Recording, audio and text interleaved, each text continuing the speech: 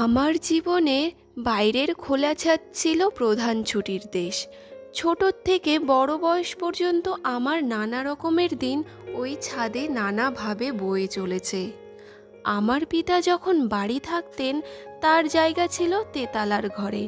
চিলেকোঠার আড়ালে দাঁড়িয়ে দূর থেকে কতদিন দেখেছি, তখনও সূর্য ওঠেনি।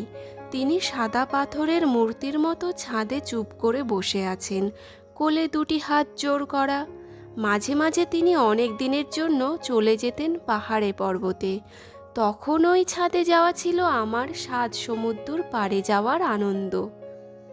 চিরদিনের নিচের তলায় বারান্দায় বসে বসে রেলিংয়ের ফাঁক দিয়ে দেখে এসেছি রাস্তার লোক চলাচল।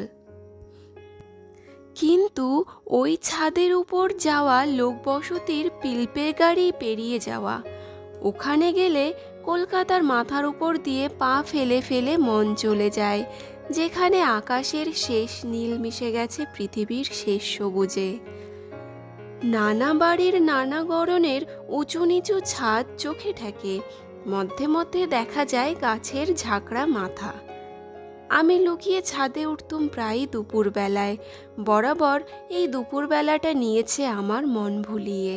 ও যেন দিনের বেলাকার রাত্রির বালক সন্ন্যাসীর বিভাগী হয়ে যাবার সময়। খড়খড়ির ভিতর দিয়ে হাত গলিয়ে ঘরের ছিটকিনি দিতুম খুলে।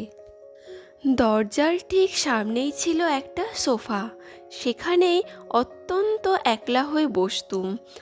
আমাকে পাকড়া করবার চৌকিদার যারা পেট ভরে খেয়ে তাদের ঝিমুনি এসেছে, গা মোড়া দিতে দিতে শুয়ে পড়েছে মাদুর জুড়ে। রাঙা হয়ে আসতো রোদ্দুর, চিল ডেকে যেত আকাশে, সামনের গলি দিয়ে হেঁকে যেত চুড়িওয়ালা। সেদিনকার দুপুরবেলাকার সেই চুপচাপ বেলা আজ আর নেই, আর নেই সেই চুপচাপ বেলার ফেরিওয়ালা। হঠাৎ তাদের হাঁক পৌঁছতো, যেখানে বালিশের উপর খোলা চুল এলিয়ে দিয়ে শুয়ে থাকতো বাড়ির বউ। দাসী ডেকে নিয়ে আসতো ভিতরে। বুড়ো চুড়িওয়ালা কুচি হাত টিপে টিপে পরিয়ে দিত পছন্দ মতো বেলোয়ারি চুড়ি। সেদিনকার সেই বউ আজকের দিনে এখনও বউয়ের পদ পায়নি। 2nd ক্লাসে সে পড়া মুখস্থ করছে, আর সেই চুড়িওয়ালা হয়তো আজ সেই গলিতেই বেড়াচ্ছে রিক্সা ঠেলে। ছাদটা ছিল আমার কেতাবে পড়া মরুভূমি, ধু ধু করছে চারিদিক। গরম বাতাস হু হু করে ছুটে যাচ্ছে ধুলো উড়িয়ে, আকাশের নীল রং এসেছে ফিকে হয়ে। এই ছাদের মরুভূমিতে তখন একটা ওয়েসিস দেখা দিয়েছিল।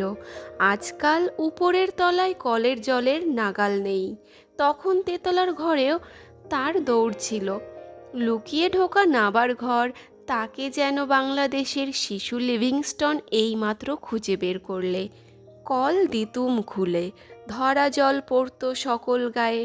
বিছানার একখানা চাদর নিয়ে গা মুছে সহজ মানুষ হয়ে বসতুম। ছুটির দিনটা দেখতে দেখতে শেষের দিকে এসে পৌঁছলো।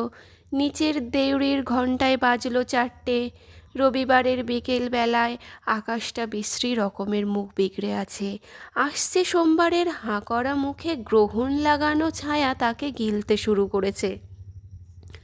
নিচে এতক্ষণে পাহারা এড়ানো ছেলের খোঁজ পড়ে গেছে।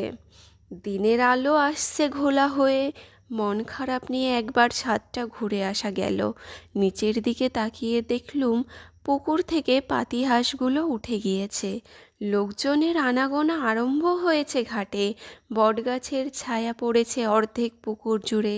রাস্তা থেকে জুড়ি গাড়ির শইসের হাঁক শোনা যাচ্ছে।